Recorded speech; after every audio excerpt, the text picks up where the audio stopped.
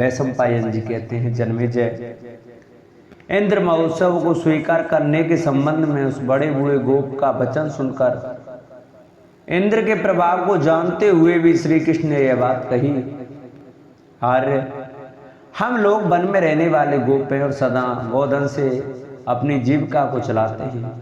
अतः आपको मालूम होना चाहिए कि गौएं, पर्वत और वन ये हमारे देवता हैं। किसानों की जीविका है खेती, व्यापार से जीवन निर्वाह करने वाले वैश्यों की जीविका वृत्ति है खरीद बिक्री, और हम लोगों की सर्वोत्तम वृत्ति गौओं का पालन। ये वर्तारूप विद्या के 3 वेद कहलाते हैं। जो जिस विद्या से युक्त है उसके लिए वही सर्वोत्तम देवता है, वही पूजा अर्चना के योग्य है और वही उसके लिए उपकारिणी है। जो मनुष्य एक व्यक्ति से फल पाकर उसे भोगता है और दूसरे की पूजा आदर सत्कार करता है, वह इस लोक को और परलोक में 2 अनर्थों का भागी होता है। जहाँ तक खेती होती है वहाँ तक ब्रज की सीमा विख्यात है। सीमा के अंत में वन सुना जाता है और वन के अंत में समस्त पर्वत हैं। वे पर्वत ही हमारे अविचल आश्रय हैं। सुना जाता है कि इस वन में रहने वाले पर्वत भी इच्छानुसार रूप धारण करने वाले हैं। वे भिन्न भिन्न शरीरों में प्रवेश करके अपने शिखरों पर मौज से घूमते फिरते हैं। वे ही अयालों से विभूषित सिंह और नखधारी जंतुओं में श्रेष्ठ व्याघ्र बनकर वन को काटने या हानि पहुंचाने वाले लोगों को त्रास देते हुए अपने अपने वनों की रक्षा करते हैं। जब वन के आश्रय में रहकर जीवन निर्वाह करने वाले लोग इन वनों या वन देवताओं को हानि पहुंचाते हैं, तब वे काम रूपी देवता राक्षसोचित हिंसा कर्म के द्वारा उन दुराचारी मनुष्यों को निश्चय ही मार डालते हैं। ब्रह्मलोक मंत्र यज्ञ में तत्पर रहते हैं। किसान सीता यज्ञ करते हैं, अर्थात खेतों की अच्छी तरह जोतते हैं और हल जोतने से जो रेखा बन जाती है उसकी तथा हल की पूजा करते हैं। तथा गोपगण गिरि यज्ञ करते हैं। अतः हम लोगों को इस वन में गिरि यज्ञ करना चाहिए। गोपगण मुझे तो यही अच्छा लगता है कि गिरि यज्ञ का आरंभ हो। श्वेत वासन आदि कर्म करके वृक्षों के नीचे अर्थात पर्वत के समीप किसी सुखद स्थान पर पवित्र पशुओं को एकत्रित करके उनके पास जाकर उनका विस्तार पूर्वक पूजन किया जाए और एक शुभ मंदिर में सारे ब्रज के दूध का संग्रह कर लिया जाए। इस विषय में आप लोग क्या विचार कर रहे हैं? फिर शरद ऋतु के फूलों से जिनके मस्तक का श्रृंगार किया गया हो, ऐसी समस्त गौएं गिरवर गोवर्धन की दक्षिणावर्त परिक्रमा करके पुनः ब्रज में जाएं। इस समय प्रमोदपूर्ण रमणीय शरद ऋतु आ गई है, जबकि जल और घास गौओं के लिए स्वादुता के गुणों से संपन्न हो जाते हैं। अब जलाशयों में पानी बरसाने वाले बादल छट गए। खिले हुए कदम पुष्पों के कारण वन और वर्ण का प्रतीत होता है और कहीं कहीं वाणासनों झाड़ झंकाड़ों के कारण वह श्याम रंग का दिखाई देता है। अब घासें कोमल नहीं रही, कुछ कठोर हो गई हैं। वन में मोरों की मधुर वाणी नहीं सुनाई देती है। आकाश में जलमल बलाका और विद्युत से रहित बादल दंती हाथियों के समान बढ़ रहे हैं। वर्षा ऋतु में नूतन जल को खींच लाने वाले शक्तिशाली मेघ युक्त वायु से अभिषिक्त होने के कारण जो पत्तों के बाहुल्य से घने दिखाई देते हैं, वे सभी वृक्ष पत्तों के विरल को जाने से प्रसाद को प्राप्त हो रहे हैं। पहले वहाँ अंधकार छाया रहता था, अब प्रकाश हो गया है। इस समय आकाश मूर्धाभिषक्त राजा के समान जान पड़ता है। सफेद बादल ही उसकी श्वेत पगड़ी या उज्ज्वल मुकुट है। हंस रूपी श्वेत चवर के द्वारा मानो उसके लिए हवा की जाती है तथा पूर्ण चंद्रमा ही उसका निर्मल छत्र बनकर शोभा पाता है। वर्षा काल बीत जाने पर सारे जलाशयों के जल क्रम से तीक्ष्ण होते जा रहे हैं, मानो हंसों ने उनकी हंसी उड़ाई हो और सरसों ने उनकी निंदा की हो। इसी खेत से उनमें कृष्णा आ गई है। समुद्र दामिनी नदियां हंसरूप हाथ से सुशोभित हों अपने पति समुद्र के पास जा रही हैं। चक्रवाक के जोड़े उन युगल पुरोज से जान पड़ते हैं और दोनों तट नितंब मंडल की शोभा धारण करते हैं। रात के समय जलाशयों के जल में अगणित कुमुद खिल उठते हैं और आकाश असंख्य तारकाओं से चित्रित हो जाता है। वे दोनों मानो एक दूसरे के प्रति गर्व सा प्रकट करते हुए कहते हैं कि मेरी शोभा तुमसे कम नहीं है, जिनमें मदमत्त पुरुषों की भांति कौच पक्षियों की मधुर बोली गूंज रही है। जहाँ पके हुए धान की बालें पीली साड़ी में सजी हुई सुंदर पलियों की भांति अपने श्वेत पीत प्रवाह बिखेर रही है।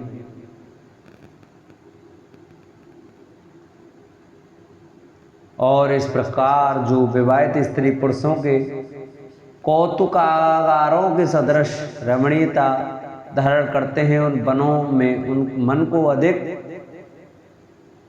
आनंद का अनुभव होता है। पोखरियां पोखरें खिले हुए कमलों से सुशोभित बावड़ियां, खेतों की क्यारियां, नदियां और सरोवरे सब के सब अनुपम शोभा संपत्ति से प्रकाशित हो उठते हैं। लाल कमल, अन्यान्य श्वेत पीत आदि कमल तथा नील उत्पल भी जल जनित शोभा के भागी हुए हैं। मोरों का मद उतर गया है, वायु मंद गति से आगे बढ़ रही है, आकाश बादलों से शून्य हो गया है और समुद्र भरा भरा दिखाई देता है। वर्षा ऋतु बीत जाने से जो यत्र तत्र शिथिल होकर बिखरे पड़े हैं, नृत्य का कार्य और उत्साह समाप्त हो जाने के कारण जो त्याग दिए गए हैं, उन मोर पंखों के कारण यह भूमि मानो बहुत से नेत्रों वाली दिखाई देती है, जो अपने ही पंख से मलिन हो रहे हैं। जहाँ काश खिले हुए हैं और लता बेलें फैली हुई हैं तथा जिन पर यत्र तत्र हंसों और सरसों के बैठने के समान है, ऐसे तटों से यमुना की बड़ी शोभा हो रही है। धान की बालों के एक जाने से पक जाने से रमणीय दिखाई देने वाली, खेतों की क्यारियां में अनाज के दाने बीन कर खाने वाले सारस आदि पक्षी तथा जलाशयों के जलों में मत्स्य आदि जंतुओं का भ्रमण करने वाले बक आदि पक्षी कलरव कर रहे हैं। वर्षा काल में बादलों ने अपने जल से जिन्हें सींचा था, वे अनाज के कोमल पौधे बाल्यावस्था से प्रौढ़ावस्था में आकर कठोर हो गए हैं। ये चंद्रदेव बादल रूपी वस्त्र उतारकर शरद ऋतु के गुणों से और भी प्रकाशित हो इस निर्मल आकाश में हर्षोल्लास के साथ निवास करते हैं। शरद ऋतु में गौएं पहले से दूना दूध देने लगी हैं, सांड दुगने मतवाले हो उठे हैं, वनों की शोभा संपत्ति दुगनी बढ़ गई है और पकी हुई खेती के कारण ये पृथ्वी अनंत गुणों से संपन्न हो गई है। बादलों के आवरण से मुक्त हुए ग्रह नक्षत्र कमल मंडित तथा जल तथा मनुष्यों के मन प्रसाद स्वच्छता एवं प्रसन्नता को प्राप्त हो रहे हैं।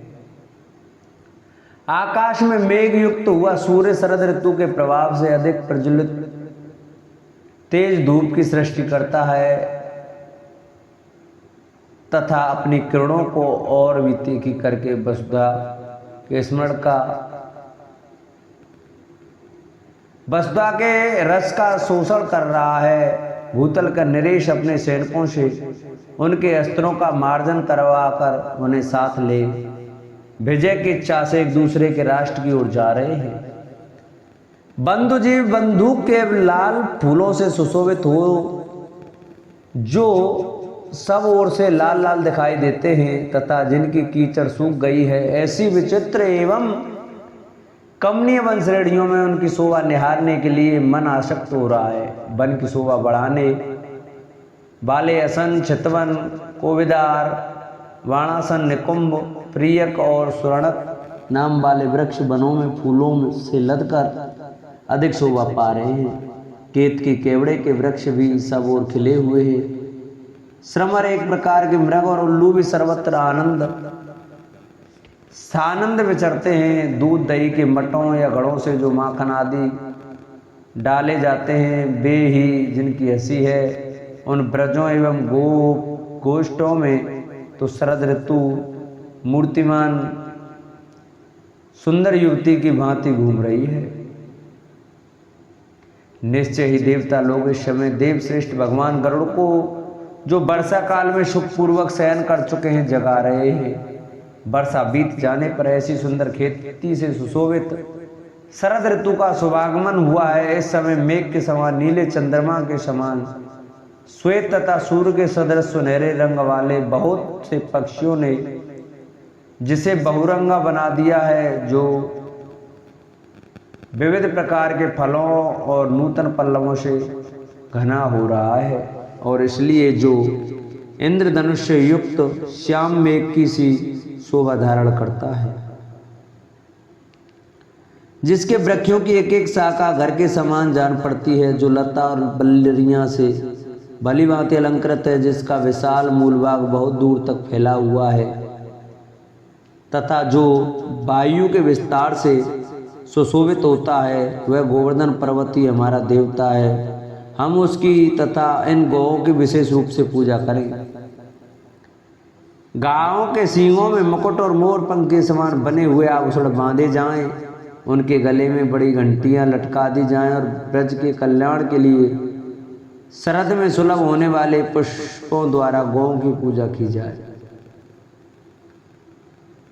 साथ ही गिर यज्ञ आरंभ कर दिया जाए। देवता लोग इंद्र की पूजा करें और हम लोग गिरिराज गोवर्धन की। यदि आप लोगों का मुझ पर प्रेम है और यदि हम लोग एक दूसरे के तैसे सुहृद हैं, तो मैं आपके द्वारा हठ एवं बलपूर्वक गो यज्ञ कराऊंगा।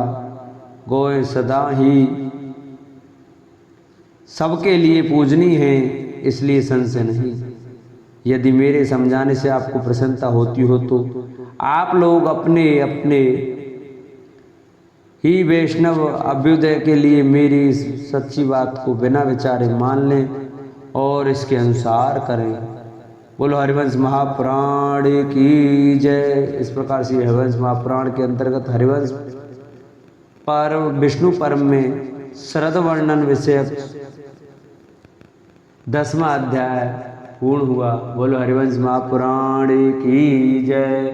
बोलो विष्णु भगवान की जय। बोलो बालकृष्ण लाल की जय।